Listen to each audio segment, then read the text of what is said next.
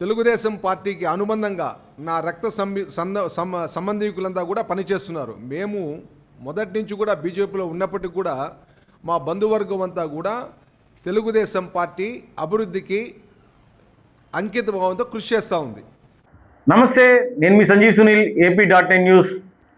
ప్రస్తుతం మన ఛానల్ చాలామంది కూడా సబ్స్క్రైబ్ చేసుకోకుండా చూస్తున్నారు. దయచేసి మీరు ఛానల్ని సబ్స్క్రైబ్ చేసుకొని చూస్తే కనుక మరింత నేను ఇంకా బాగా మంచి వార్తల్ని ఇచ్చేదానికి నా వంతు నేను ప్రయత్నం చేస్తాను. అంటే మీ ఎంకరేజ్మెంట్ చాలా ఇంపార్టెంట్ నాకు. కనుక నేను దయచేసి మిమ్మల్ని వేడుకుంటుంది ఒకటే, దయచేసి మీ ఛానల్ని సబ్స్క్రైబ్ చేసుకొని లైక్ చేసి మీరు కామెంట్ చేసేది వాట్సాప్లో కాకుండా మన ఛానల్ లింక్లోనే మీరు కింద కామెంట్ సెక్షన్లో కామెంట్ చేయండి. ముఖ్యంగా మొన్న జరిగిన ప్రెస్ మీట్ తర్వాత తెలుగుదేశం నాయకులకి మరియు కార్యకర్తలకి అలాగే తెలుగుదేశంలో ఉన్న వాళ్ళందరికీ కూడా నా హృదయపూర్వక నమస్కారాలు. నేను మొన్న జరిగిన ప్రెస్ మీట్లో తెలుగుదేశం పార్టీ అధ్యక్షులు అలాగే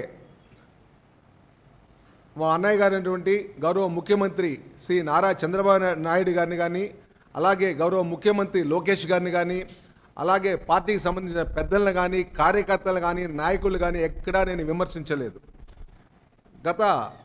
ముఖ్యంగా తెలుగుదేశం పార్టీకి అనుబంధంగా నా రక్త సంబంధీకులంతా కూడా పనిచేస్తున్నారు. మేము మొదటి నుంచి కూడా బీజేపీలో ఉన్నప్పటికీ కూడా మా బంధువర్గం అంతా కూడా తెలుగుదేశం పార్టీ అభివృద్ధికి అంకిత భావంతో కృషి చేస్తూ ఉంది. నేను ఏనాడు తెలుగుదేశం ఉమ్మడి మేమంతా కూడా ఇప్పుడు ఎన్డీఏలో కలుసున్నాము. గతంలో కూడా మేము కలుసున్న సందర్భంలో కూడా మేము ఎన్డీఏకి సపోర్ట్గానే పనిచేస్తాం. ఉదాహరణకి అప్పుడు గౌరవ ఆనాటి ముఖ్యమంత్రి నందమూరి తారక రామారావు గారిని రామ్లాల్ గారు అప్రజాస్వామికంగా దించినప్పుడు ఆ రోజు నేను విద్యార్థి సంఘ నాయకుడిగా ఎస్వి ఆర్ట్స్ కాలేజీలో ఉన్నాను. ఆ రోజు దాదాపు 14 రోజులు ఆర్ట్స్ కాలేజీని నిరవధికంగా మూసివేయడం జరిగింది. మేము చేసిన పోరాటం వల్ల ఆనాటి పోరాటాల్లో నన్ను మన తిరుపతి ఎస్వి వెస్ట్ పోలీస్ స్టేషన్లో కూడా అరెస్ట్ చేసి నన్ను పెట్టడం జరిగింది.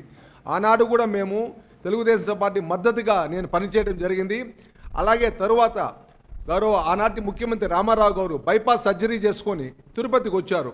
ఆయనకి జరిగిన అన్యాయాన్ని ప్రజలకు వివరించేదానికి. దానికోసమని ఆయన ఆ రోజు చైతన్య రథంలో మన ఎస్వి యూనివర్సిటీ గెస్ట్ హౌస్లో దిగటం జరిగింది.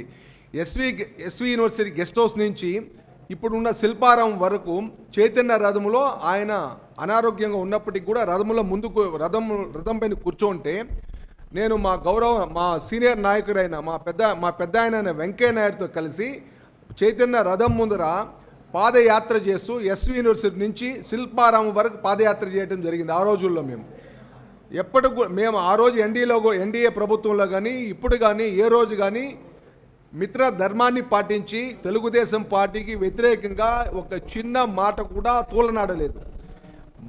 మేము ఈరోజు ఇక్కడ మొన్న నేను పెట్టిన సమావేశం ఏమంటే, నేను ఒక వ్యక్తిగతంగా పార్టీకి సంబంధం కాకుండా ఇక్కడ చేస్తున్న ఈ ఎమ్మెల్యే అరాచక పాలనకు వ్యతిరేకంగా మాత్రమే నేను పెట్టడం జరిగింది.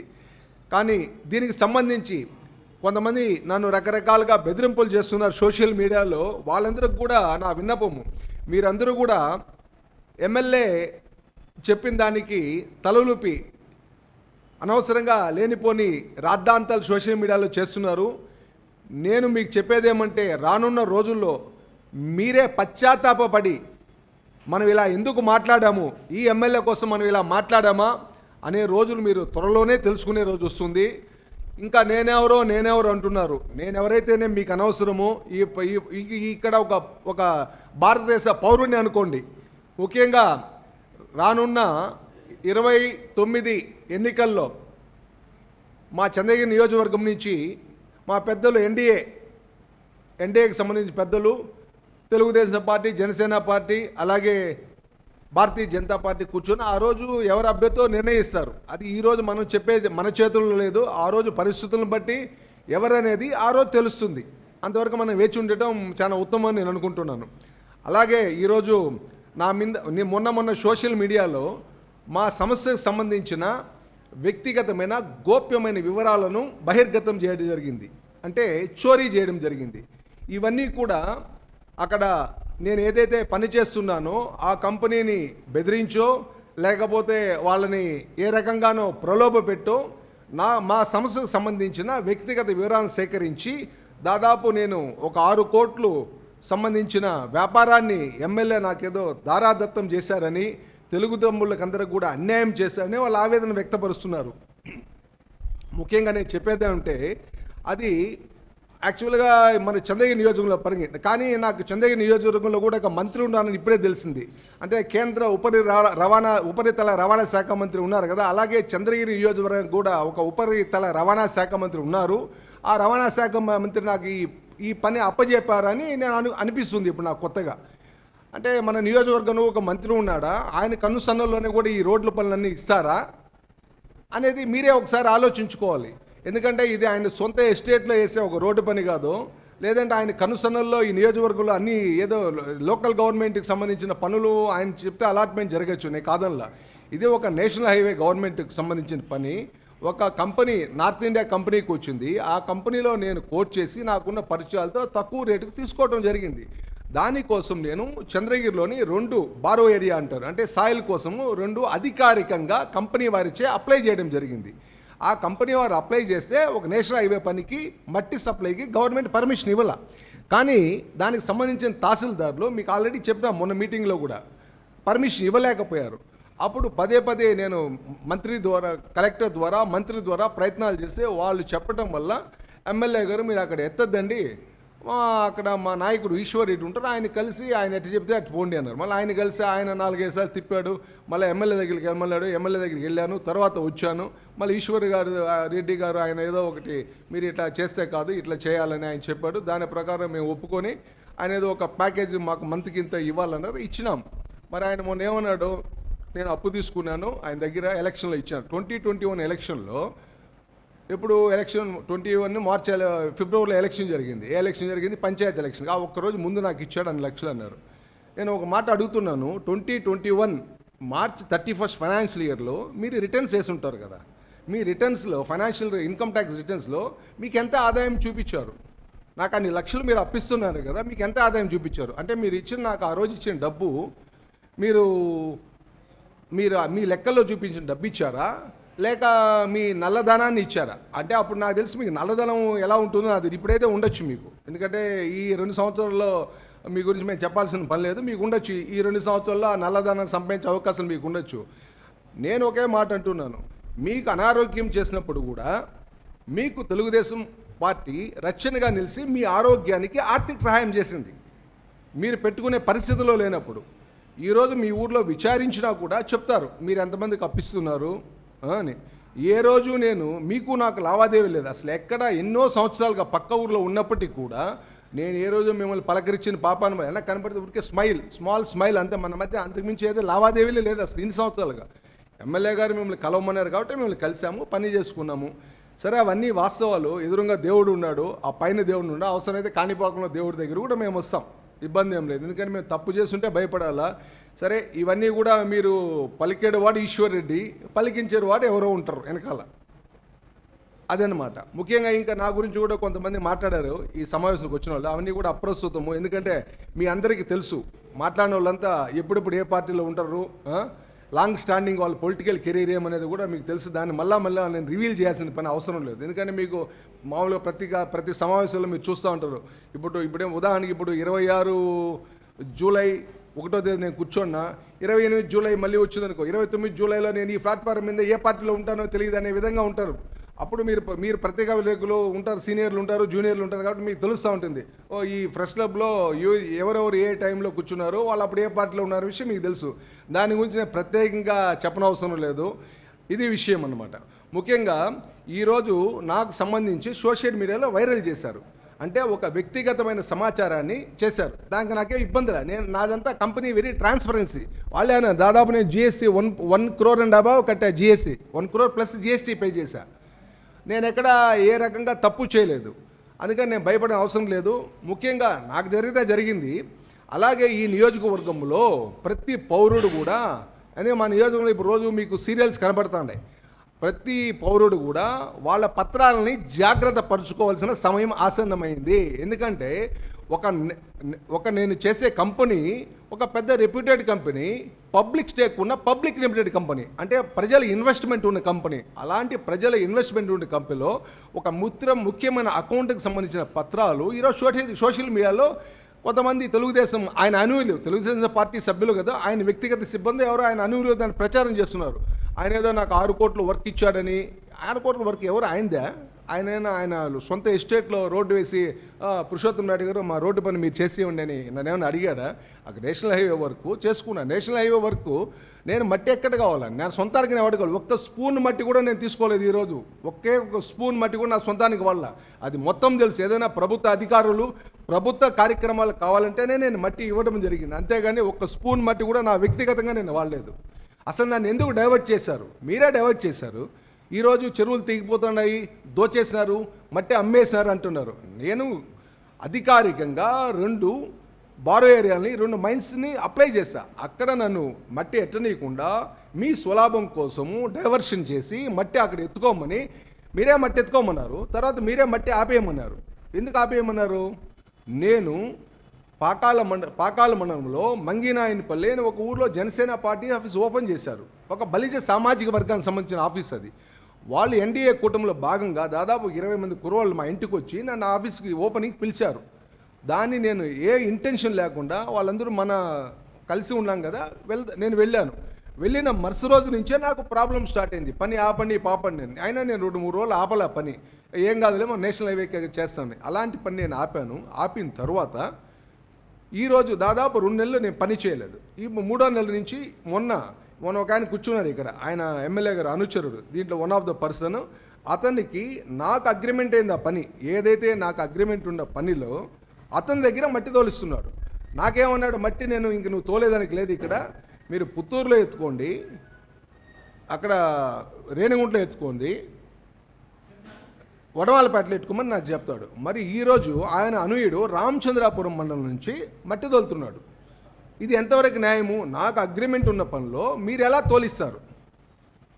నాకు ఆ పనిని అడ్డుకోవడము పెద్ద సమస్య కాదు, అడ్డుకోగలను, పనిని ఆపించగలను. కానీ మీకు మాకు తేడా ఉంటుంది. నేను ఒక బీజేపీ పార్టీలో ఉండి నేషనల్ హైవే వర్క్ జరుగుతూ ఉంటే ఈరోజు కేంద్ర ప్రభుత్వము జాతీయ రహదారుల్ని ఎక్కడ చూస్తే అక్కడ విరివిరి ఎక్కడ మన రాష్ట్రం అంతా కూడా అభివృద్ధి కోసం ఎన్నో ప్రాజెక్టులని అనుమతిని మంజూరు చేస్తూ ఉంటే నేను ఒక సిన్సియర్ బీజేపీ కార్యకర్తగా నేను ఎలా అడ్డుకుంటాను? నాకు వర్క్ లేకపోయినా ముఖ్యంగా నోట్ దిస్ పాయింట్, నేనేదో మట్టి అమ్మేస్తాను కాంట్రాక్టర్ అని. అసలు నేను కాంట్రాక్ట్ ఆపి ఎన్నో సంవత్సరాలు అయింది. ఐ థింక్ నేను ఎప్పుడో 85-86లో ఆపేసిన కాంట్రాక్టర్లు.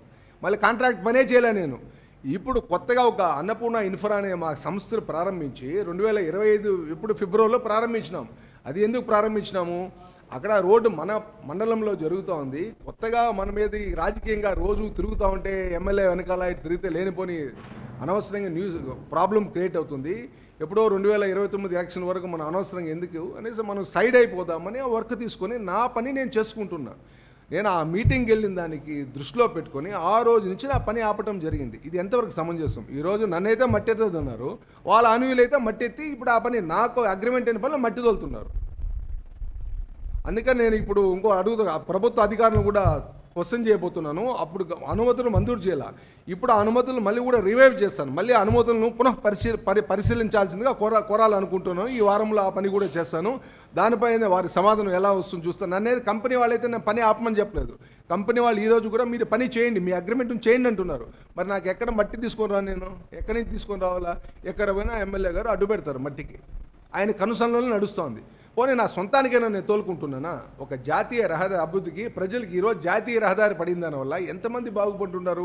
విద్యార్థులకైతేనేమి, వ్యాపారస్తులకైతేమి, భూములు ఉన్న వాళ్ళకైతేమి, రవాణా వ్యవస్థ పెరిగి అందరూ కూడా అభివృద్ధి ఫలాలు అనుభవిస్తున్నారు. ఈరోజు నేషనల్ గవర్నమెంట్ ఇన్ని ప్రాజెక్టులు తీసుకోవస్తుంటే, అలాగే గౌరవ ముఖ్యమంత్రి గారు కూడా నిరంతరము ముఖ్యమంత్రి గారు అలాగే నారా లోకేష్ బాబు గారు విదేశీ పర్యటనలు చేస్తూ రాష్ట్ర అభివృద్ధికి ఎన్నో కంపెనీలు ఇన్వైట్ చేస్తూ ఉంటే, మరి ఈ నియోజకవర్గంలో అభివృద్ధిని ఎందుకు అడ్డుకుంటున్నారు? మీ స్వలాభం కోసం కాదా? మేము మీ నేనేమంటే వైసీపీ అంటే ఎవరు వైసీపీ? నేను ఆ రోజే అడుగుతాను, వైసీపీ అడుగుతున్నాను ఈరోజు కూడా. పూర్వ రికార్డులు తీయండి, విజిలెన్స్ ఎంక్వైరీ పెట్టండి, ఇంటెలిజెన్స్ రిపోర్ట్స్ తీసుకోండి. ఎవరే వైసీపీ? నేను ఇప్పుడు కూడా సవాలు ఇస్తున్నాను. వైసీపీ వల్ల ఇంకా నాకు అన్యాయం జరిగింది. వైసీపీ వల్ల మీరు వైసీపీ వల్ల లబ్ధి పొంది, అది మీ చిత్తూరులో విచారిస్తే తెలుస్తారు మీరు ఎవరితో వైసీపీ వాళ్ళతో చట్టపట్టాలు వేసుకున్నారు. ఇప్పుడు ప్రజెంట్ మీతో కూడా ఉన్న వాళ్ళు ఎవరు, మీతో తిరుగుతున్న వాళ్ళు ఎవరు, మీరు కాంట్రాక్ట్ ఇస్తున్న వాళ్ళు ఎవరు, అదంతా ప్రజలకు తెలుసు. మీరు ఒక్కసారి పరిశీలించండి, విచారించండి. మేము చెప్పేది కాదు, మీరు విచారించుకోండి ఎవరైనా. అందుకోసమే ఇవన్నీ కూడా మీకు వివరించాలనే ఈ ప్రెస్ మీట్ పెట్టడం జరిగింది.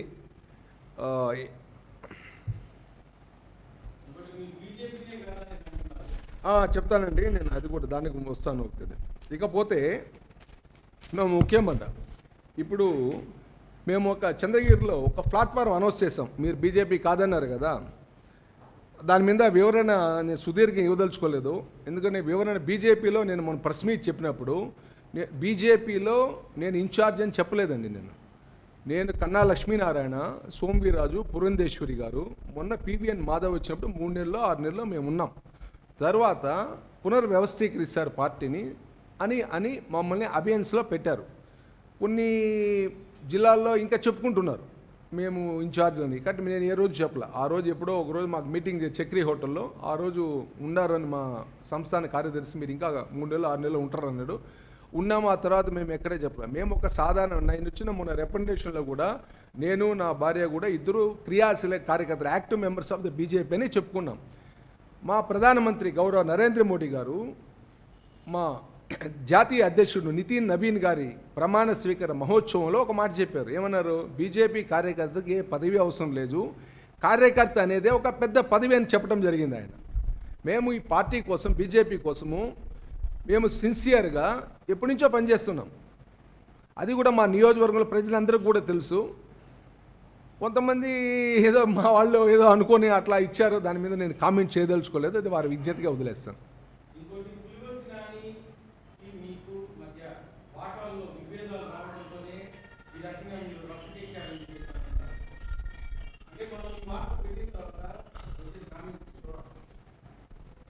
అవును, మనకు విభేదాలంటే ఇప్పుడు విభేదాలు మొదటి నుంచి ఆయన మమ్మల్ని కార్నర్ చేస్తూనే ఉన్నాడు. ఏ రోజు నన్ను మీటింగ్ ఆహ్వానించింది లేదు. మొదటి రోజు ఎలక్షన్ అయిపోయిన తర్వాత ఆయన ఎమ్మెల్యే అయినప్పటి నుంచి కూడా ఎన్డీఏ మేము ఉమ్మడి కూటమి ఉన్నాం కదా, ఏ రోజు కూడా నాకు ఇన్వైట్ చేసింది లేదు. నేను ఒక ప్రముఖ బీజేపీ నాయకుడు, అంటే కూటమిలో ఎవరో ఒక నాయకులు ఉన్నారు కాబట్టి జనసేన నుంచి ఒక ఇద్దరు కండువాలు వేసుకునే వాళ్ళు, బీజేపీ నుంచి ఒక కండువాలు వేసుకున్న మీటింగ్లో పెడతారు. అందరూ కూటమి నాయకులు వచ్చారో వాళ్ళు చెప్పుకుంటారు. ప్రధానమైన ఇప్పుడు పార్టీ కోసం మేము ఎంత బీజేపీలో నియోజకవర్గంలో ఎన్ని సమావేశాలు ఏర్పాటు చేస్తాను, ప్రజాపురం ఎన్ని, అంతెందుకండి ఇక్కడ మన నితిన్ నవీ ఎలక్షన్ ముందు కూడా మన జేపీ నడ్డా గారిది అక్కడ రాహుల్లో ఒక పెద్ద మీటింగ్ కండక్ట్ చేశాను నేను. నా ఆధ్వర్యంలో పెద్ద మీటింగ్ మా జాతీయ అధ్యక్షుడితో నేను ఏర్పాటు చేయడం జరిగింది. అలాగా మా నియోజకవర్గంలో ఎన్నో కార్యక్రమాలు చేశాను మేము బీజేపీలో. ఆయన మొదటి నుంచి ఎమ్మెల్యే అయిన మొదటి నుంచి కూడా మమ్మల్ని ఎందుకో కార్నర్ చేస్తున్నారు.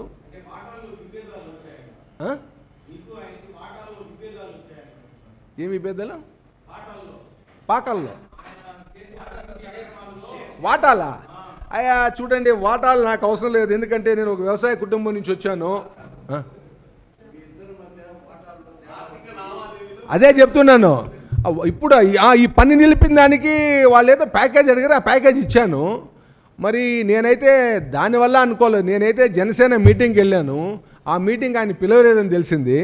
నేను ఆ మీటింగ్ పిలవలేదని తెలిసింది. అలాగే ఇంకా ఎవరైనా పిలిచారు వాళ్ళు ప్రముఖులు ఆ మీటింగ్కి, వాళ్ళందరికీ ఫోన్ చేశాను రావద్దని చెప్పాడంట. మరి నాకు కూడా ఆ రోజు ఫోన్ చేసి పోవద్దని చెప్పి నేను వెళ్ళును, ఈ సమస్య వచ్చి ఉండదు. నాకెందుకు ఆయన చెప్పలేదు అన్నమాట. నేను ఆ మీటింగ్కి వెళ్ళాను. ఇప్పుడు మిగతా వాళ్ళకి చెప్పారని నాకు తెలిసింది, మీరు ఆ మీటింగ్కి వెళ్ళొద్దని అనేసి. ఆ రోజు నాకు ఆయన చేయకపోయినా ఎవరి దగ్గర ఫోన్ చేసి చెప్పించున్నా. నేను ఆ మీటింగ్కి పోయినాను, ఈరోజు నా పనులు ఆగిపోయినావు, ఈ రాద్ధాంతం అంతా లేదు.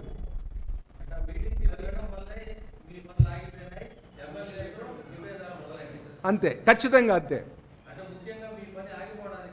అదే ప్రధాన కారణం. ఎందుకంటే ఈ సమస్య లేదు కదా. ఈ సమస్య నేను నెల నెల ఇస్తూ ఉన్నాను కదా, వాళ్ళ మనిషికి చేర్చుతూ ఉన్నాను. ఎమ్మెల్యే ఎవరైతే ఆథరైజ్ చేశారో ఆ మనిషికి నెల నెల నేను వాళ్ళకి చెప్పిన ప్రకారం చేరుస్తూ ఉన్నాను. చెప్పండి.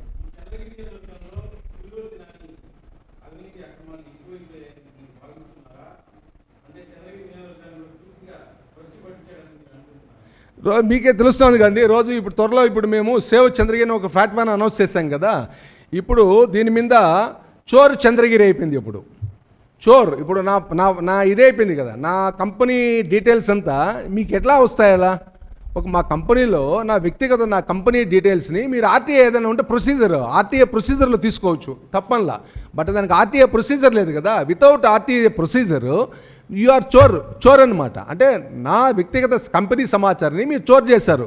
అందుకని చంద్రగిరి ప్రజలకు కూడా నేను చెప్పేది ఉంటే మీరు జాగ్రత్తగా ఉండాలి. మీ వ్యక్తిగత సమాచారాన్ని అంతా కూడా ఇప్పుడు మీరు అత్యంత భద్రపరుచుకునే విషయం మీద మీరు ఆలోచించుకోవాలి. ఎందుకంటే చోర్ చంద్రగిరి అయిపోయింది ఇప్పుడు పరిస్థితి.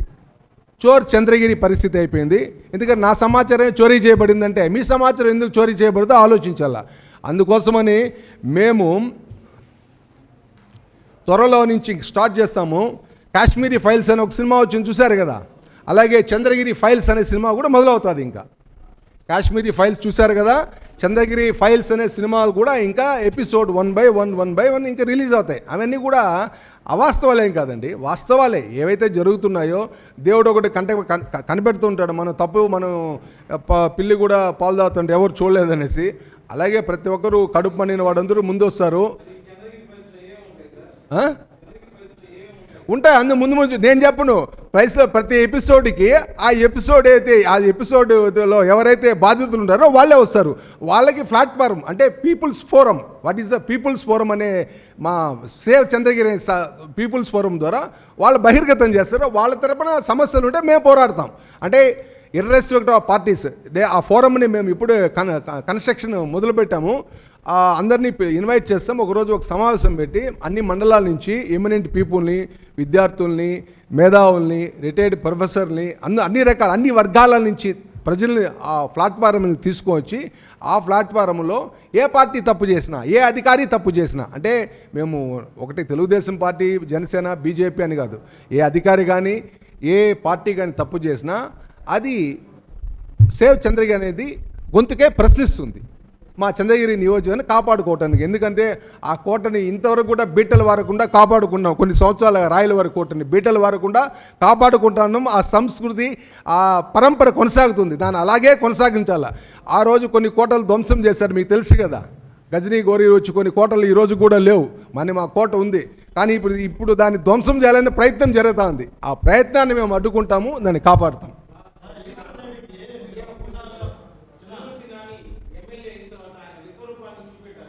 ఎవరు?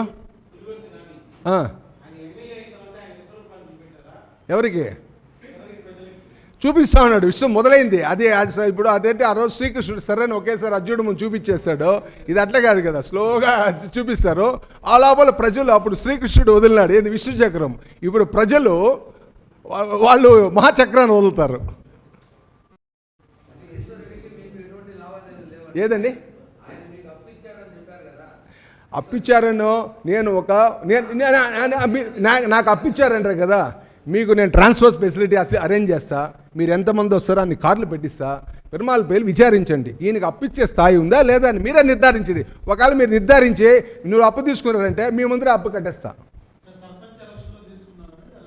అవునండి, ఆయన మొక్కమే నాకు తెలియదు అంటాను కదా. మా పక్క ఊరైన కూడా ఆయనతో ఏ రోజు నేను మాట్లాడిన పాపని పోలా, ఊరికే ఆయన కనబడితే ఈయన నవ్వుతాడు, నేను నవ్వుతాను, అంతే. అంతకుమించి పరిచయాలు నాకు లేవు అసలు.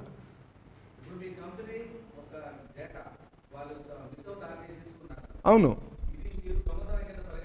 అంతే. చోరు డేటా కంపెనీకి పెట్టాను. కంపెనీకి అడిగాను మొన్న ఫోన్ చేసి, కంపెనీని అడిగినాను ఎట్లా వచ్చినా బయట ఎలా వస్తుంది నా సమాచారాన్ని. మీరు ఎంఐతో కొలిడ్ అయ్యారా? ఎవరు ఇచ్చారంటే మేము విచారణ జరుగుతూ ఉన్నది. నిన్న మొన్న కంపెనీ వాళ్ళు ప్రశ్నించడం జరిగింది. అన్నపూర్ణ ఇన్ఫ్రా అది.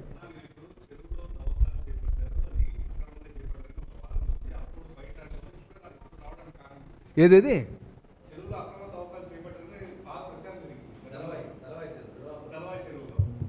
పాయింట్. ఇప్పుడు వచ్చేసారు కదా, ఇప్పుడు వచ్చారు కదా. నేను చెరువు పని చేసినప్పుడు ఎవ్వరూ రాలేదు నాతో కూడా, ఎవ్వరు కూడా ప్రశ్నించలేదు. No come to the point. మీరు ఇప్పుడు నేను ఈ పాయింట్కి సమానం ఇప్పుడు నేను చెప్పకూడదు అనుకున్నా, మీరు అడిగారు కాబట్టి చెప్పేస్తాను. నేను చెరువులో మట్టి తోలుకునేటప్పుడు కొంతమంది వైసీపీ నాయకులు నాకు ఫోన్ చేసి బెదిరించడం జరిగింది, మా చెరువులో మట్టి ఎత్తారని. నేను అయ్యా చూడయ్యా, నేను ఒక జాతీయ రహదారి పనులకు మట్టి ఇక్కడ ఎత్తుకోమంటే ఎత్తుకుంటున్నాను, మీరు ఆపేస్తాను, నాకు వచ్చిన నష్టమేముంది, పని ఆగిపోతుంది, ఎట్లా జరుగుతుంది అంటే సరే వాళ్ళు మీరు చేసుకోండి, మీరు జాతీయ రహదారి పథకం. తర్వాత ఇదే ఎవరో ఒక ఆయన మాట్లాడు కదా, ఆ ఊరి నుంచి వచ్చి మండల అధ్యక్షుడు, ఆయన నాకు ఫోన్ చేశాడు, అన్న మా ఊరిలో కొంతమంది మట్టి తీసుకుంటారు, ఎట్లా మీరు ఎత్తంటారు కదా అని. కొంతమంది ఆయన ఒక వారం 10 రోజులు తోలుకున్నారు మట్టి. ఆ మట్టి తోలినప్పుడు ఈ వైసీపీ వాళ్ళు కలెక్టర్ గారికి రిపోర్ట్ చేయడం జరిగింది. అది జరిగిన సమాచారం. నేను అవసరాన్ని మించి మర్చిపోలేదు. ఆ చెరువుని ఎప్పుడో వీళ్ళు గుల్ల చేశారు. ఇప్పుడు నేను ఒక పాయింట్ అడుగుతుండా, మీరు ఒకసారి రండి చూపిస్తాను. అది కూడా మొత్తం ఇటుక పట్టేళ్ళకి మట్టి ఎక్కడి నుంచి వస్తుంది మట్టి? ఎవరు అనుమతులు ఇచ్చారు వాళ్ళకి? ఎక్కడ చూసినా నియోజకవర్గం అంతా కుప్పలుగా ఉంది. అంతేందుకు నేను వకిలామాత దగ్గర ఉండి మా పని ఆపేశారు. వకిలామాత నుంచి ఒమేగా రోడ్డు ఉంది కదా, ఆ రోడ్లో దాదాపు 1 ఎకరా ఫ్లాట్ ఫిల్ చేస్తున్నారు మట్టి. మరి నాకేమో నేషనల్ హైవే గవర్నమెంట్కి మట్టి దొరకదు, ప్రైవేట్ పార్టీలు వాళ్ళ ఫ్లాట్ ఫిల్లింగ్కి మట్టి దొరుకుతుంది.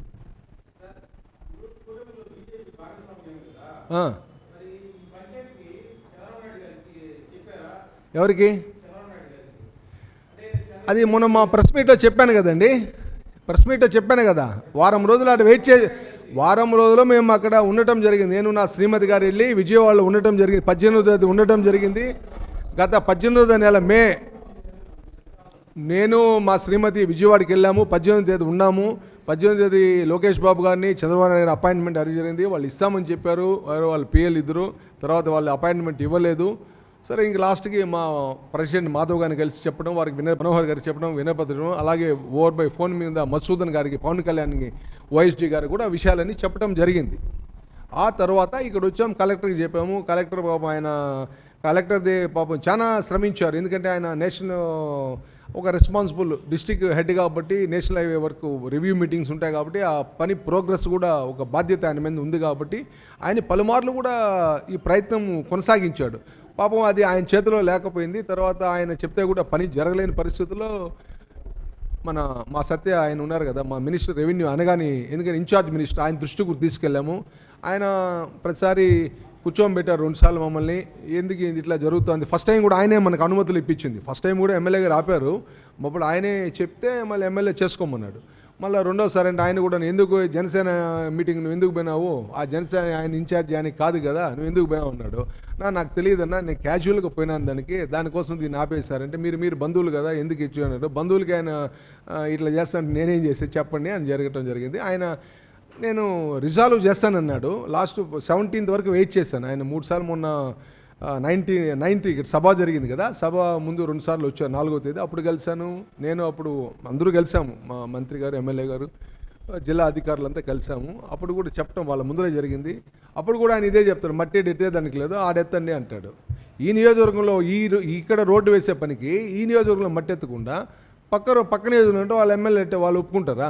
మీ ఎమ్మెల్యే మీ నియోజకవర్గంలో మా మట్టి ఎందుకు ఎత్తుకుంటారని వాళ్ళు అడుగుతారు కదా. అందుకోసం చూసి విసిగి వేసారి ఇంకా ఇది ప్రజాకోర్టులో తేల్చుకుందని ప్రజల ముందుకు వచ్చాను మీ ద్వారా. ఇంకా అంతే. ఏమ్మా ప్లీజ్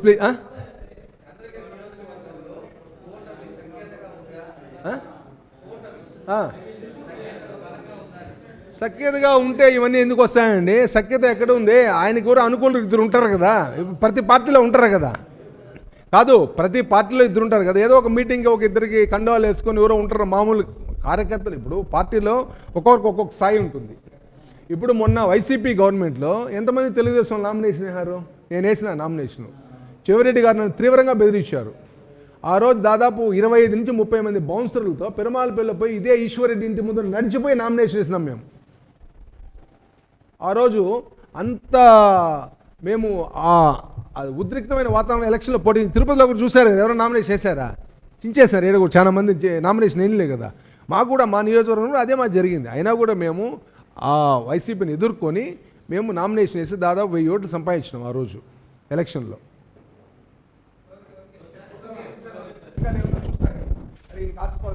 ఏమీ లేవు, ఎట్టిస్తే తప్పు?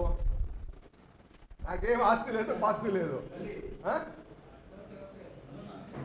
నాకేం ఆస్తి పాస్తి లేవు, మరి నాకు అప్పించాను అంటాడు. ఒక అప్పించాడు చూస్తాను కదా బ్యాక్గ్రౌండ్, వీడికి ఏముంది ఆస్తి? నా బ్యాక్గ్రౌండ్ జీరో బ్యాక్గ్రౌండ్.